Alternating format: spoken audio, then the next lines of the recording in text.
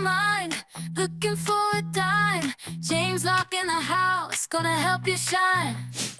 Welcome to the Pool Locke YouTube channel. I'm James Locke. Today we're going to answer some of the Ask James questions of the day. And our first question is from Cameron. Cameron says, I talked to my advisor about income and investing for income, but he said that people are living longer, so I really need to be focusing on growth in my portfolio. So who's right?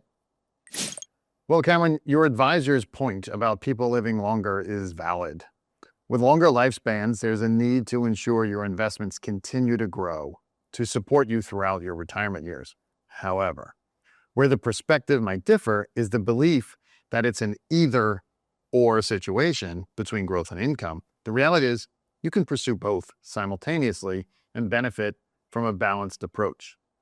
So here's how it works. Instead of exclusively chasing high-growth stocks, consider a strategy that prioritizes income while still allowing for growth potential. So one effective method is to shift towards a higher dividend yield approach within your portfolio. By focusing on stocks or funds that offer consistent dividends, often in the range of up to 5% or more, you can generate substantial income while also benefiting from the potential for capital appreciation. Now, in my experience, employing this income-first strategy has proven successful. Even during volatile market periods like 2020 and 2021, where traditional growth stocks fluctuated, portfolios emphasizing dividend income remained resilient. So this approach not only provided steady income, but also preserved capital value, and in some cases, even outperformed the broader market during downturns. So transitioning towards an income-focused strategy doesn't mean completely abandoning growth investments. It means rebalancing your portfolio to prioritize income generation while still allowing for growth opportunities. This approach ensures that your investments are working to meet your current income needs while also positioning your portfolio to grow over time. Now, if you prefer a more conservative approach, bonds and bond-like instruments can also play a crucial role. These assets often offer reliable interest income with lower volatility compared to stocks. So reinvesting dividends and interest can further enhance your portfolio's growth potential over the long term, providing a solid foundation for retirement income. Ultimately, the key takeaway is that it's not growth versus income, but rather a strategic balance between the two that aligns with your financial goals and risk tolerance. So by focusing on generating income alongside growth, you can build a resilient portfolio that supports your lifestyle throughout retirement. It's a great question. If you would like to send in your question, please do so. Email any questions to poollocke@poollocke.com. Let's go on to our second question. The second question is from Susan. Susan says, my advisor is a fiduciary, so I think I can still stay with him for my retirement planning. Is that correct? A lot of people hear the word fiduciary and assume it means their advisor is automatically the right fit for retirement. And being a fiduciary is important. It means your advisor must act in your best interest.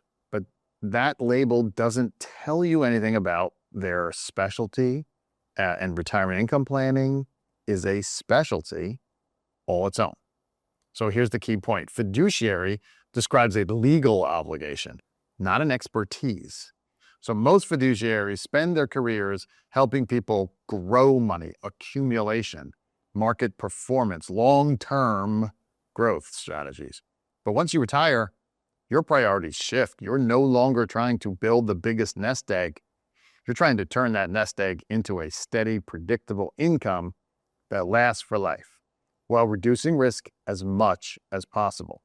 That requires a different mindset and different tools. Many fiduciary advisors still rely heavily on market-based growth strategies, broad stock exposure, private equity, private credit, and other high-risk alternatives. Now, those may be fine for someone still working, but they can create volatility and uncertainty for someone who needs reliable income month after month. Now, in our brokers, we practice here. We focus on interest and dividends from stable, transparent sources, investments designed to produce income first, not speculation. We avoid large exposure to private credit or private equity because they're not predictable, and unpredictability is the enemy of retirement income. So when someone says, my advisor is a fiduciary, so I think I can stay with him for retirement planning, here's the real question. Does your advisor specialize in retirement income? Do they build portfolios created on stable interest and dividends? Do they prioritize risk reduction over market chasing? Do they have a plan for protecting your income from inflation, taxes, and downturns? If the answer is yes, great. You may already be in good hands. But if your advisor is still using accumulation strategies, still focused on market performance, or still exposing you to unnecessary risks, then being a fiduciary doesn't fix that.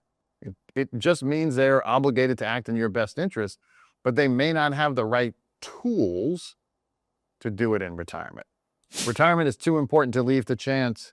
You deserve someone who specializes in generating safe, predictable income and understands the unique challenges of this stage of life. So yes, fiduciary matters, but specialization matters more. Great question about fiduciaries. And as always, if you'd like to send in your question, love to have it. Email them to poollock@poollock.com. And if you like what you heard today, go ahead and like and subscribe to our channel. I'm James Locke, your retirement income source. I'll see you next time. Money on my mind, looking for a dime. James Locke in the house, gonna help you shine. Retirement is near, don't you live in fear. Listen up, my friend, let me make it clear.